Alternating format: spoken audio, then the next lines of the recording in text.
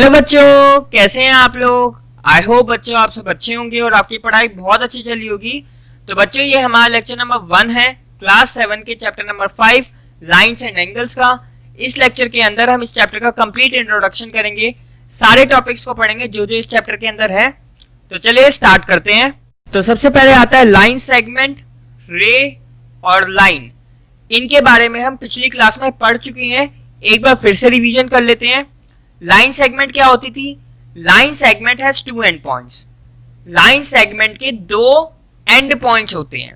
जैसे कि अगर आप फर्स्ट वाले डायग्राम को देखो तो इसके अंदर दो एंड पॉइंट्स हैं, एक तो P ये एक एंड पॉइंट है और एक Q ये एक एंड पॉइंट है।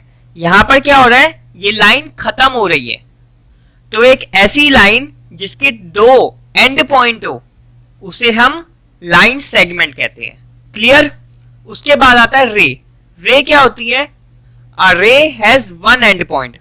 रे के अंदर एक एंड पॉइंट होता है।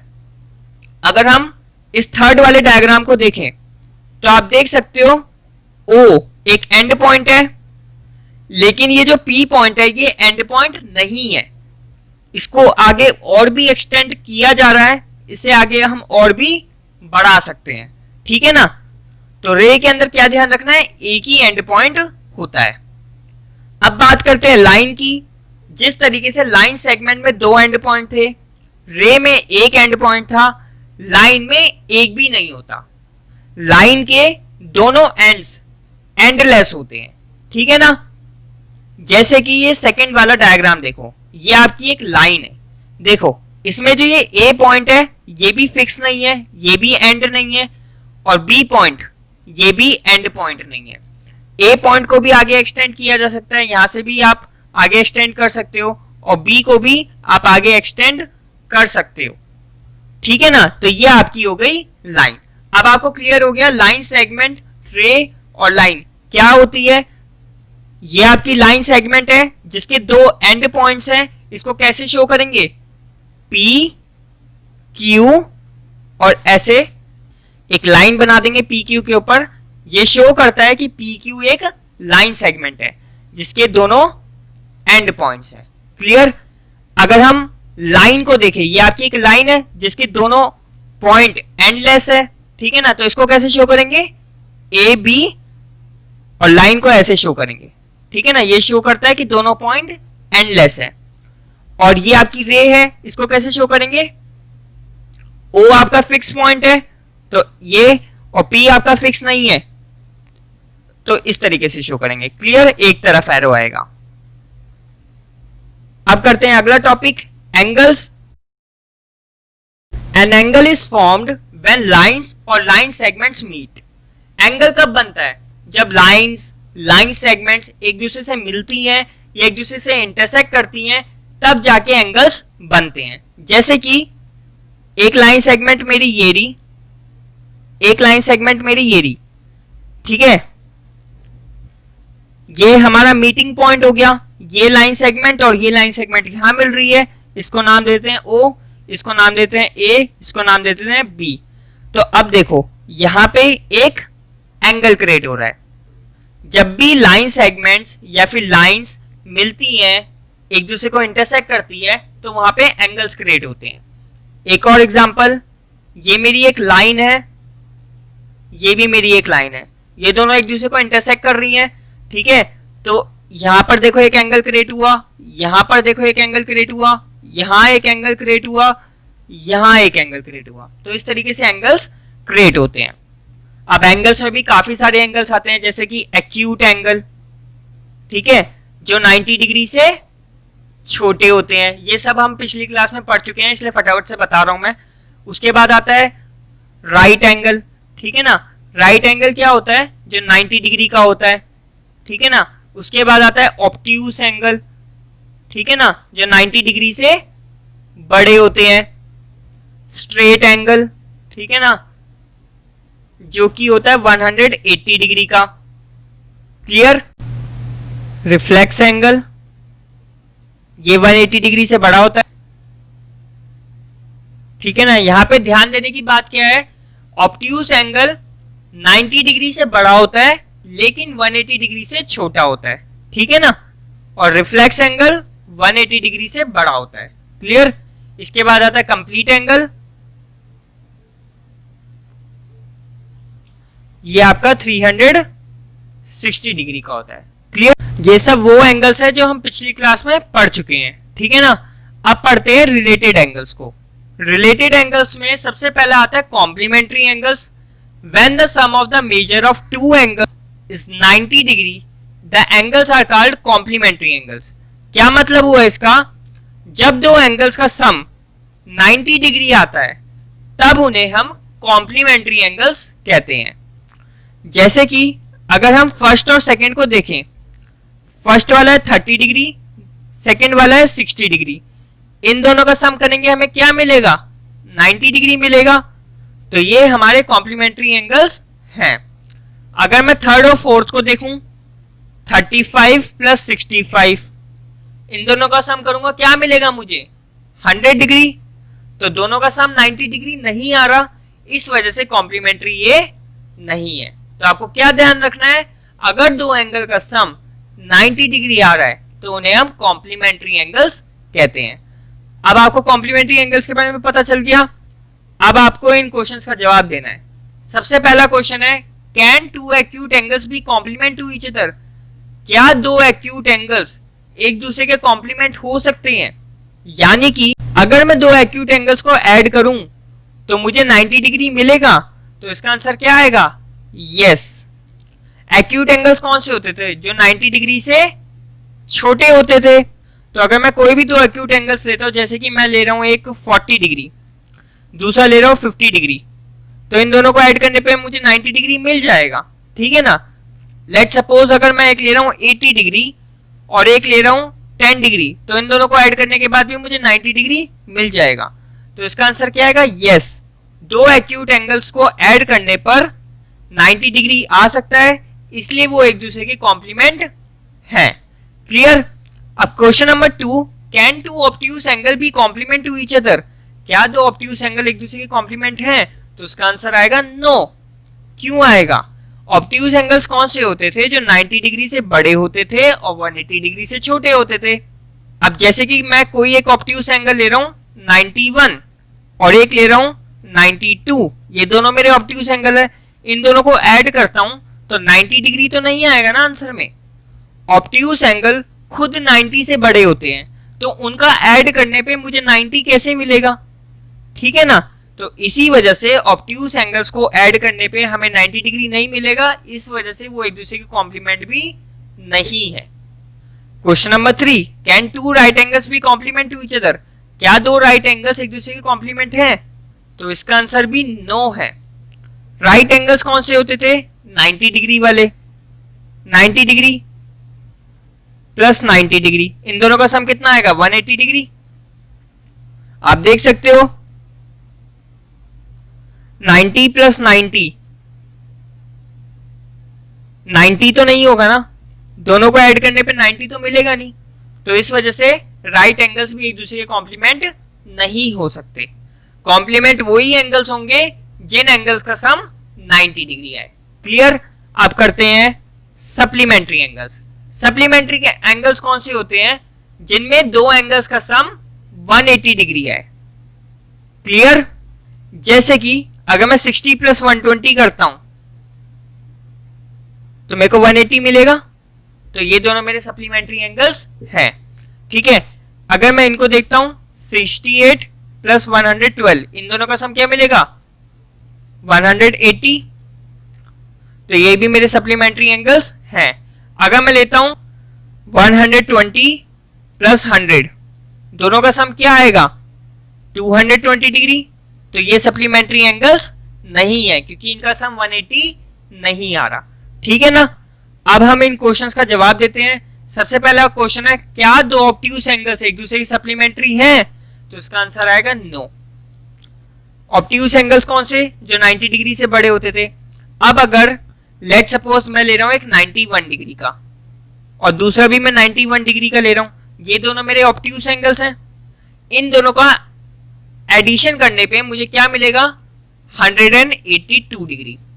तो दोनों को ऐड करने पे 180 डिग्री नहीं आ रहा ना, तो इस वजह से ये एक दूसरे की सप्लीमेंट नहीं है।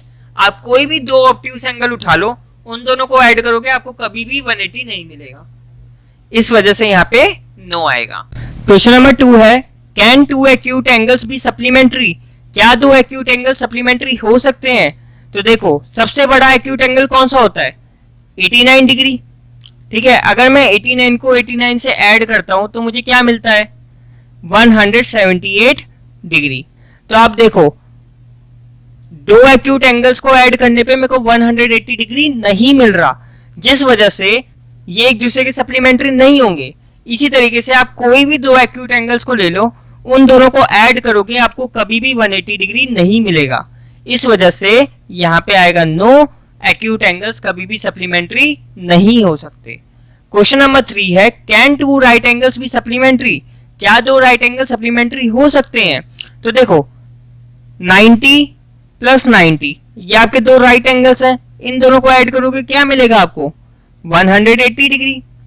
तो राइट एंगल्स का सम 180 डिग्री आ रहा है, इस वजह से ये सप्लीमेंट्री होंगे, तो यहां पे आ जाएगा यस। क्लियर?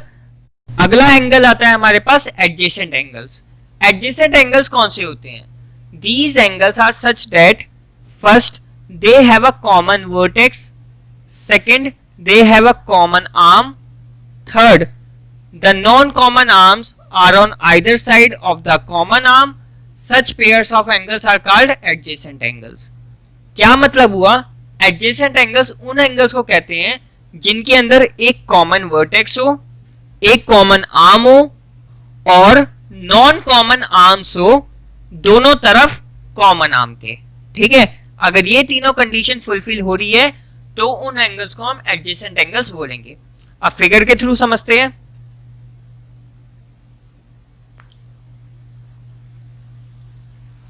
इसका नाम देते हैं ए ओ बी सी।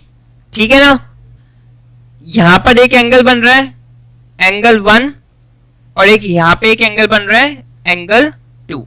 ठीक है, अब मैं आपको कह रहा हूं कि एंगल 1 और एंगल 2 ये दोनों एक दूसरे के एडजेसेंट है।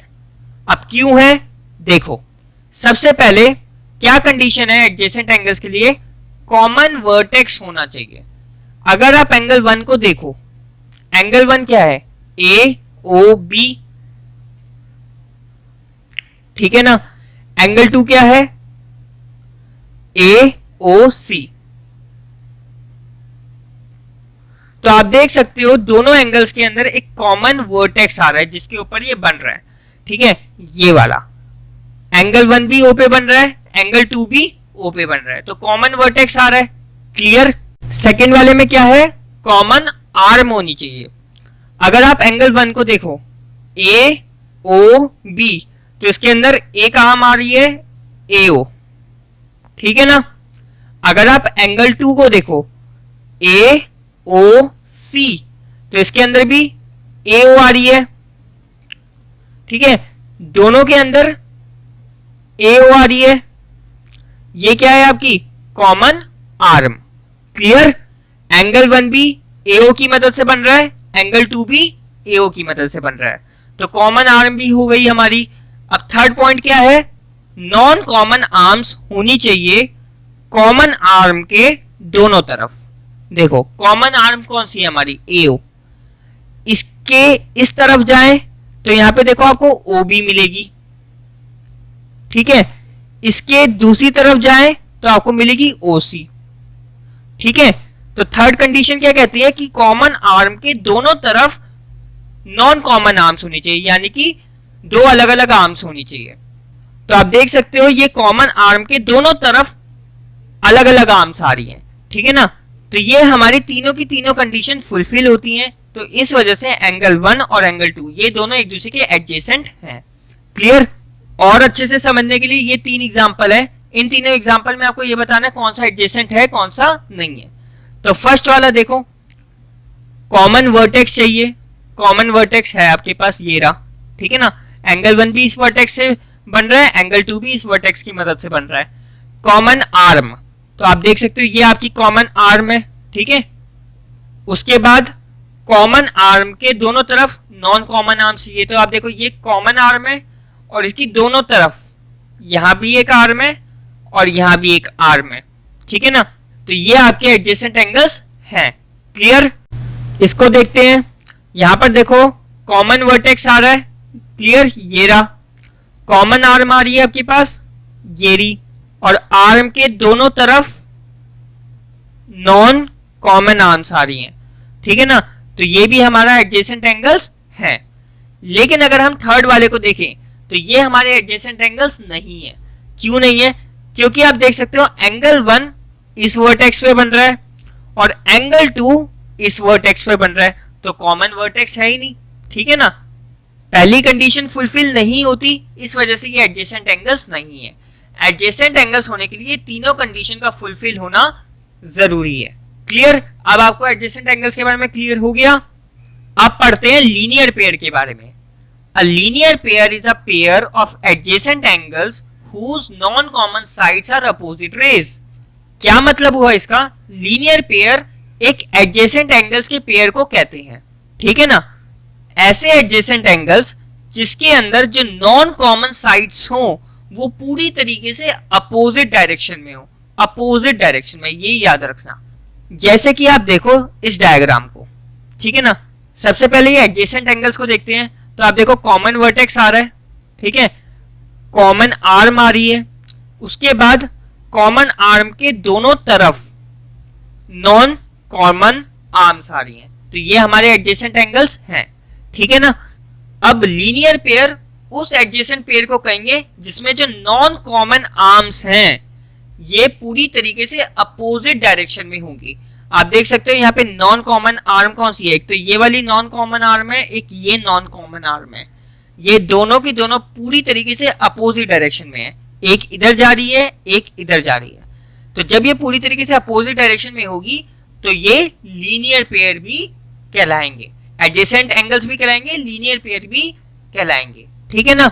यही अगर हम इसको देखें तो ये हमारे एडजेसेंट एंगल्स है। आप देख सकते हो कॉमन वर्टेक्स है, कॉमन आर्म है और कॉमन आर्म के दोनों तरफ नॉन कॉमन आर्म है, ठीक है। तो एडजेसेंट एंगल्स हैं, लेकिन ये लीनियर पेयर नहीं है। क्यों नहीं है? क्योंकि यहाँ पे देख सकते हो नॉन कॉमन आर्म, एक ये वाली आर्म, ठीक है, और एक ये वाली आर्म, ये दोनों एक दूसरे के अपोजिट डायरेक्शन में नहीं है।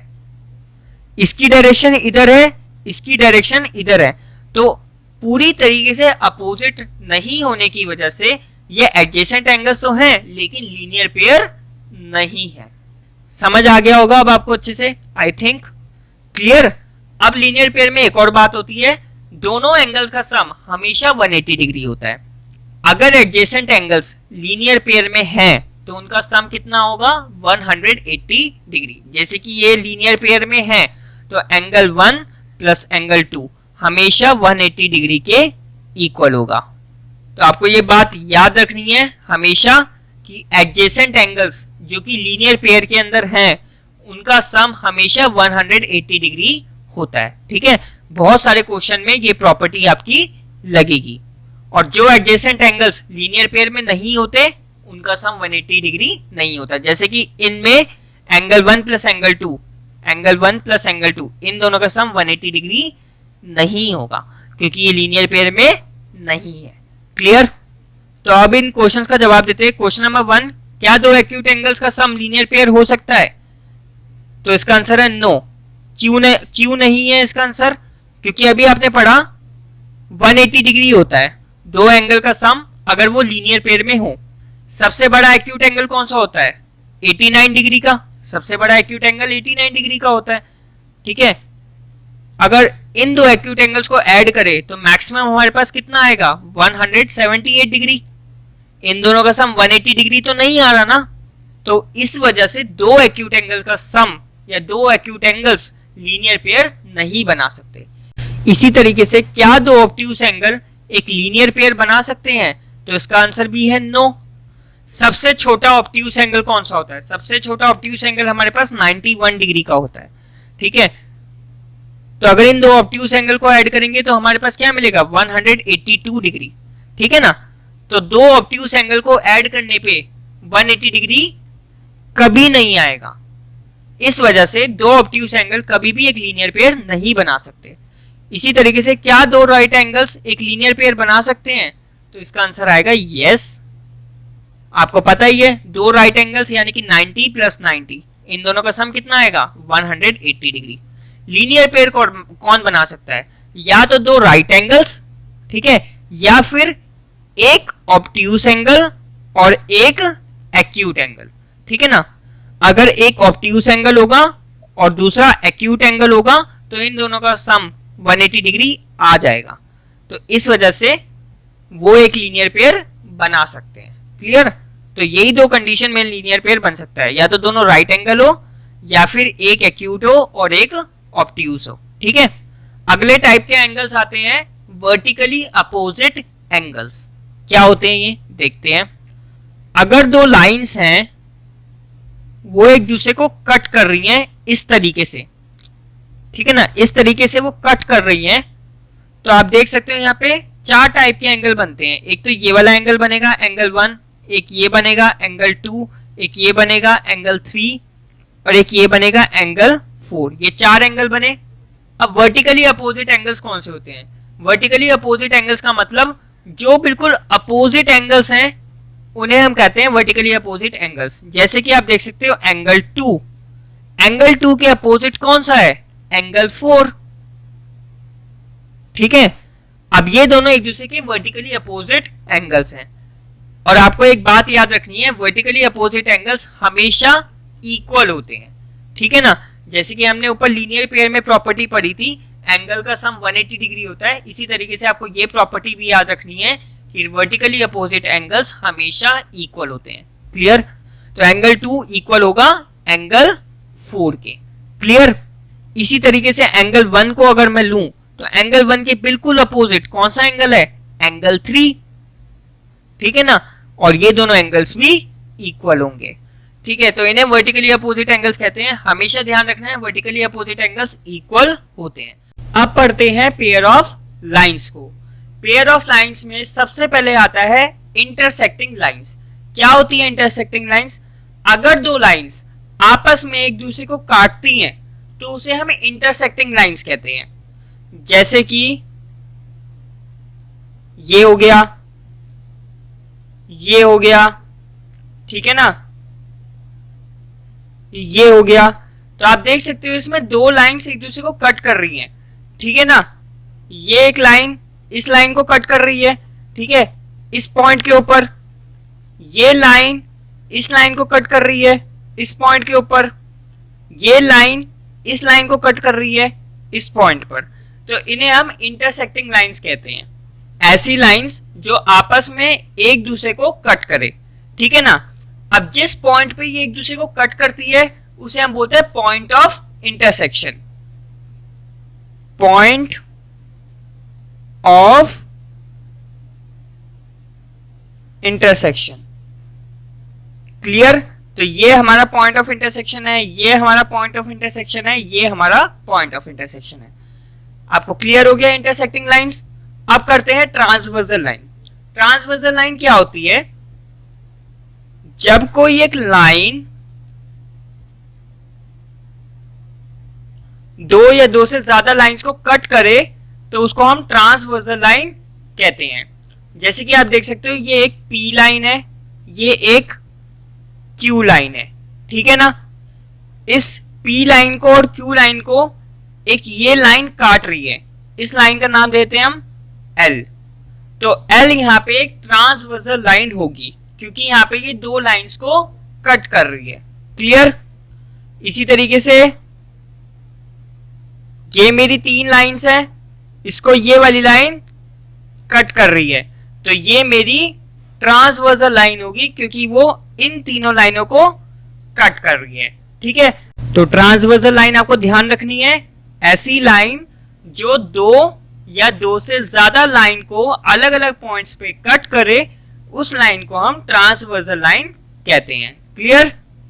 अब करते हैं ट्रांसवर्सल लाइन के द्वारा एंगल्स जो बनते हैं उनको पढ़ते हैं। अब आप इस फिगर को देख सकते हो, एल एक लाइन है, एम एक लाइन है, एल और एम लाइन को ये पी लाइन कट कर रही है, ठीक है। तो पी लाइन आपकी क्या है, ट्रांसवर्सल लाइन है, बिकॉज ये दो लाइंस को कट कर रही है। अब ये लाइन, ये ट्रांसवर्सल लाइन 8 टाइप्स के एंगल्स बना रही है। आप देख सकते हो angle 1, angle 2, angle 3, angle 4, angle 5, angle 6, angle 7, angle 8। इन एंगल्स के अलग अलग नाम होते हैं।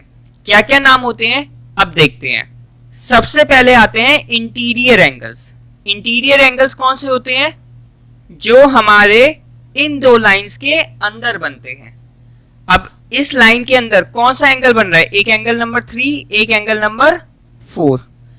इस लाइन के अंदर देख सकते हो एंगल नंबर 5 बन रहा है, एंगल नंबर 6 बन रहा है। ये चारों angle, angle 3, angle 4, angle 5, angle 6, इन दो लाइंस के बीच में बन रहे हैं, इसलिए इनको हम इंटीरियर एंगल्स कहते हैं। क्लियर। इसी तरीके से अगला आता है एक्सटीरियर एंगल्स। अब एक्सटीरियर एंगल्स वो एंगल्स होते हैं जो इन दोनों लाइंस के बाहर बनते हैं, ठीक है ना। बाहर कौन से बन रहे हैं, एंगल 1, एंगल 2, ये दोनों बाहर बन रहे हैं।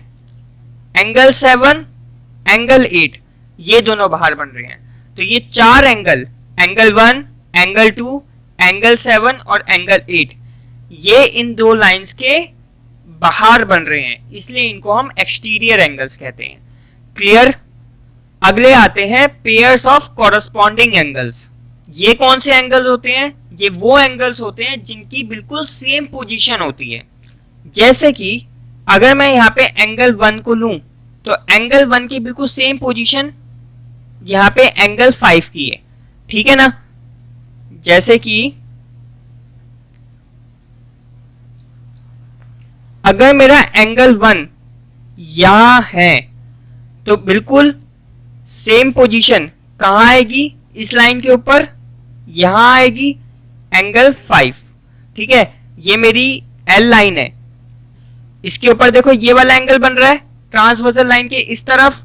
इसी तरीके से ये वाली लाइन एम लाइन, एंगल 5 भी एम के ऊपर बन रहा है और ट्रांसवर्सल लाइन के इस तरफ बन रहा है। तो एंगल 1 और एंगल 5 दोनों बिल्कुल सेम पोजीशन पर है लाइन के ऊपर, तो इस वजह से इनको कॉरस्पॉन्डिंग एंगल्स बोलेंगे, एंगल 1 एंड एंगल 5। इसी तरीके से अगर मैं यहाँ पे एंगल 2 को लेता हूं तो एंगल 2 के बिल्कुल सेम पोजीशन यहां आएगी, ये है हमारा एंगल 6, ठीक है ना। तो एंगल 2 और एंगल 6 ये हमारे कॉरस्पॉन्डिंग एंगल्स हैं, ठीक है ना। इसी तरीके से मैं एक एंगल यहां लेता हूं, इसका नाम देता हूं एंगल 3, तो ये बिल्कुल सेम की सेम पोजीशन कहां आएगी, यहां आएगी। देखो लाइन के नीचे है, ये भी लाइन के नीचे है, ट्रांसवर्सल लाइन के इस तरफ है, ठीक है, और ये भी ट्रांसवर्सल लाइन के इस तरफ है, बिल्कुल सेम पोजीशन है। ये अगर एंगल नंबर 3 है तो ये एंगल नंबर मेरा 7 है, एंगल 3 और एंगल 7 ये दोनों हमारे कॉरस्पॉन्डिंग एंगल्स हैं, ठीक है ना। तो बिल्कुल सेम पोजीशन पे होने चाहिए। इसी तरीके से अगर यहाँ पे मेरा एंगल 4 है और यहाँ पे मेरा अगर एंगल 8 है तो एंगल 4 और एंगल 8 ये दोनों बिल्कुल सेम पोजीशन पे दिख रहे हैं, इस वजह से ये कॉरस्पॉन्डिंग एंगल्स हैं। क्लियर। अब करते हैं pairs of alternate interior angle. Alternate interior angles कौन से होते हैं, अभी हमने ऊपर इंटीरियर एंगल्स पढ़ा था जो दोनों लाइंस के बीच में होते हैं। अब अल्टरनेट इंटीरियर एंगल्स कौन से होते हैं देखते हैं।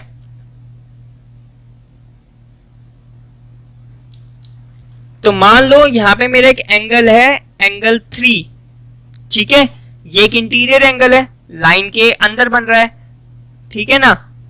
अब अल्टरनेट का मतलब क्या होता है, ट्रांसवर्सल की दूसरी तरफ। जैसे कि एंगल 3 अगर यहां बन रहा है तो इसकी दूसरी तरफ ये है एंगल, ये एंगल कौन सा है, एंगल 6, ठीक है ना। अब एंगल 3 और एंगल 6 ये दोनों एक दूसरे के अल्टरनेट इंटीरियर एंगल्स हैं, ठीक है ना। अल्टरनेट का ध्यान क्या रखना है, ट्रांसवर्सल की दूसरी तरफ बनना चाहिए और दूसरी लाइन पर बनना चाहिए। जैसे अगर एंगल 3 एल लाइन पे बन रहा है तो एंगल 6 दूसरी लाइन पे बनना चाहिए एम लाइन पर, ठीक है। और अगर एक एंगल इस डायरेक्शन में बन रहा है ट्रांसवर्सल की तो दूसरा एंगल इस डायरेक्शन में बनना चाहिए। क्लियर। तो एंगल 3 और एंगल 6 हमारे अल्टरनेट इंटीरियर एंगल्स हैं, ठीक है। इसी तरीके से अगर मैं ये वाला एंगल को एंगल 4 देता हूं नाम, और इस वाले एंगल को नाम देता हूं मैं एंगल 5। तो एंगल 4 और एंगल 5 ये दोनों अल्टरनेट इंटीरियर एंगल्स हैं। एक तो इंटीरियर आ रहे हैं इन दोनों लाइंस के अंदर, और अल्टरनेट इसलिए क्योंकि ये ट्रांसवर्सल की एक इस तरफ बन रहा है और दूसरा इस तरफ बन रहा है। तो ये हमारे हो गए अल्टरनेट इंटीरियर एंगल्स। क्लियर? अब करते हैं अल्टरनेट एक्सटीरियर एंगल्स। ठीक है ना? तो हमने एक्सटीरियर एंगल्स तो ऊपर पढ़ा था जो हमारे लाइन के बाहर बनते हैं, जैसे एल के ऊपर एम के नीचे। ये जो हमारे बाहर वाले एंगल्स होते हैं इन्हें हम एक्सटीरियर एंगल्स कहते हैं। लेकिन अल्टरनेट एक्सटीरियर एंगल्स कौन से होते हैं? अगेन ट्रांसवर्सल की दूसरी तरफ बनने वाले। ठीक है, जैसे कि ये मेरा एंगल 1 है। ठीक है, ये लाइन के बाहर बन रहा है इसलिए एक्सटीरियर एंगल है। इसका अल्टरनेट एक्सटीरियर कौन सा हो जाएगा? ये वाला एंगल, एंगल 8। ठीक है ना? एक ट्रांसवर्सल की इस तरफ बन रहा है, दूसरा ट्रांसवर्सल की इस तरफ बन रहा है। ठीक है ना? एक एंगल एल पे बन रहा है और दूसरा एंगल एम पे बन रहा है। तो ये मेरा अल्टरनेट एक्सटीरियर एंगल हो गया। इसी तरीके से ये अगर मेरा एंगल 2 है और ये मेरा अगर एंगल 7 है, तो एंगल 2 और एंगल 7 ये हमारे अल्टरनेट एक्सटीरियर एंगल्स हो जाएंगे। क्लियर? अब आता है pairs of interior angles on the same side of transversal. ये कौन से एंगल्स होते हैं? ये भी हमारे इंटीरियर एंगल्स होते हैं, लेकिन ये ट्रांसवर्सल के सेम साइड पर होते हैं। जैसे कि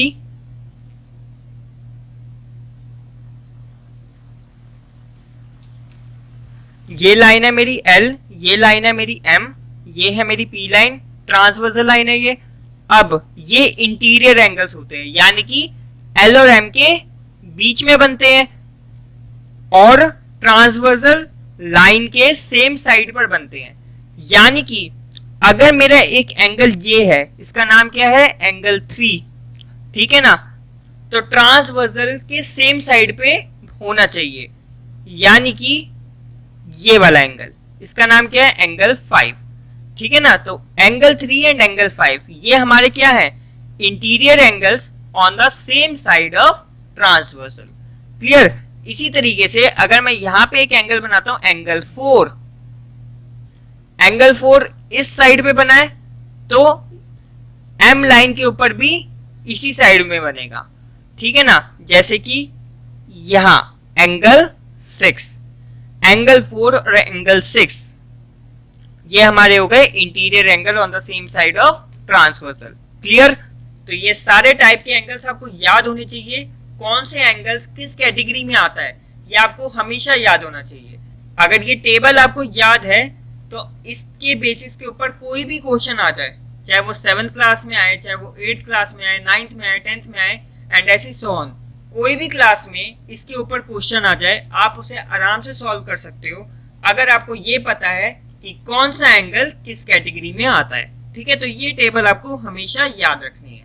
क्लियर? अब करते हैं अगला टॉपिक। अब नेक्स्ट टॉपिक है ट्रांसवर्सल ऑफ पैरेलल लाइंस। क्या मतलब हुआ इसका? अगर दो पैरेलल लाइंस को एक ट्रांसवर्सल लाइन कट करे तो क्या होगा? जैसे कि यहाँ पे कोई भी दो लाइंस को एक ट्रांसवर्सल लाइन कट कर रही थी तो हमारे इतने टाइप के एंगल्स निकल कर आए।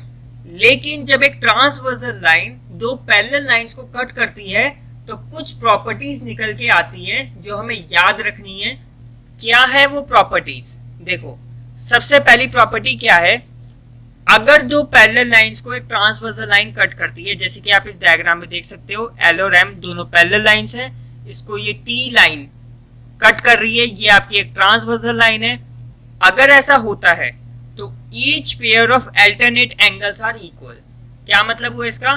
जो अल्टरनेट एंगल्स हैं अभी ऊपर पढ़े थे, अल्टरनेट इंटीरियर एंगल्स और अल्टरनेट एक्सटीरियर एंगल्स, ये क्या हो जाएंगे?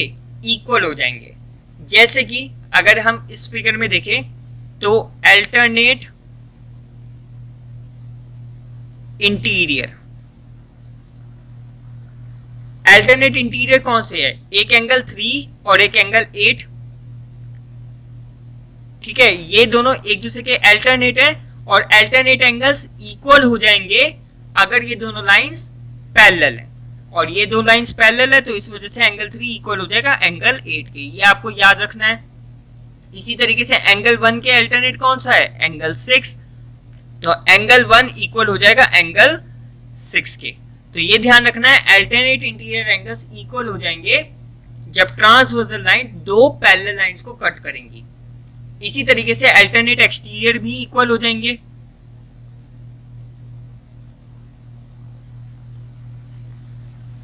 एक्सटीरियर कौन कौन से होंगे अल्टरनेट एक्सटीरियर यहाँ पे?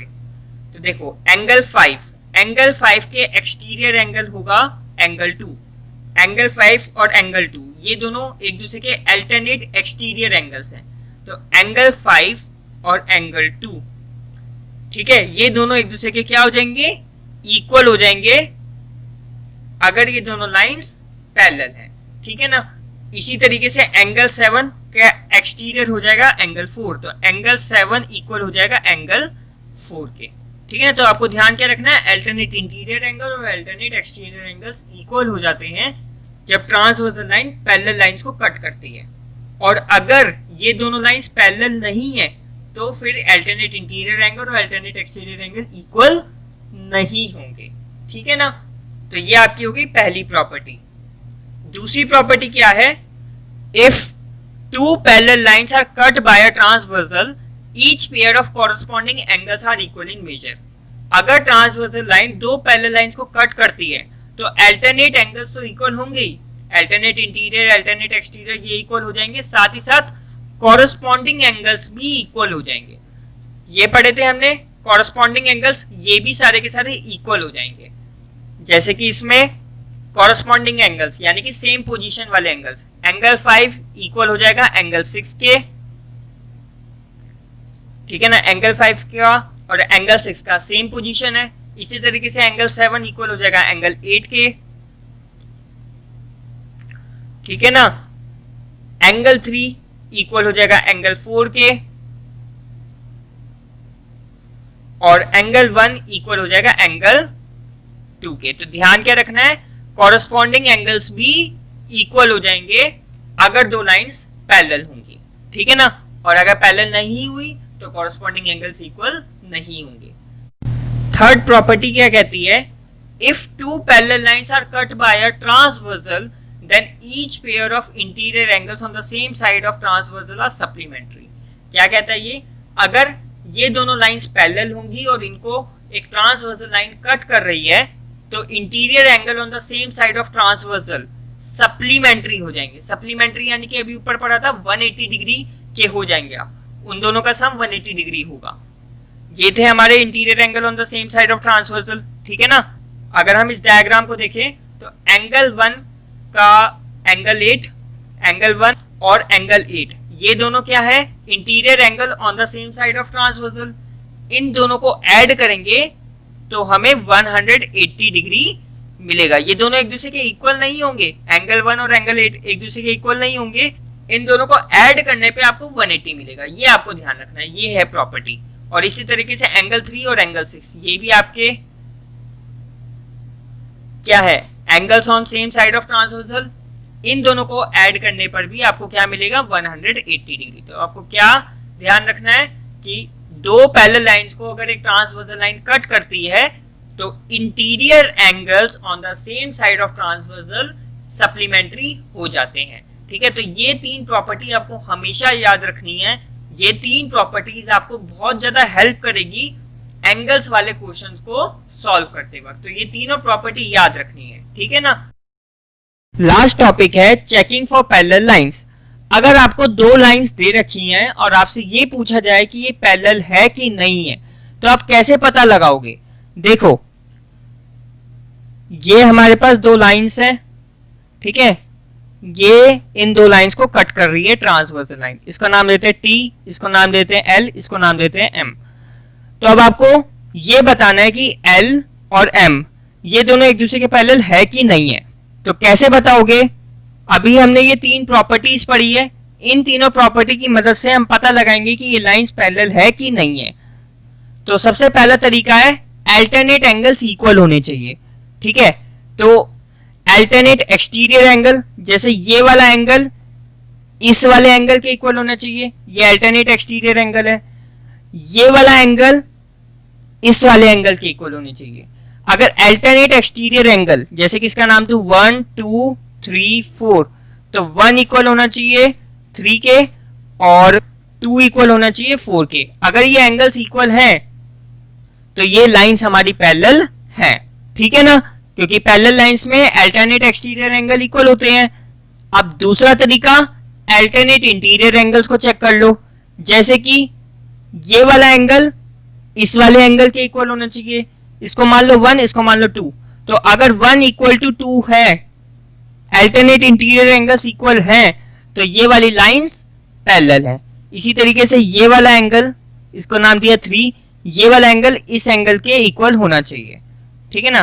तो अल्टरनेट इंटीरियर एंगल्स अगर इक्वल है तब भी ये दोनों लाइंस पैरेलल है। मतलब आप चारों प्रॉपर्टी में से कोई भी प्रॉपर्टी चेक कर सकते हो। अल्टरनेट एक्सटीरियर एंगल्स वाली प्रॉपर्टी चेक कर सकते हो, अल्टरनेट इंटीरियर एंगल्स वाली प्रॉपर्टी चेक कर सकते हो। अभी आगे 2 प्रॉपर्टी और बताता हूं।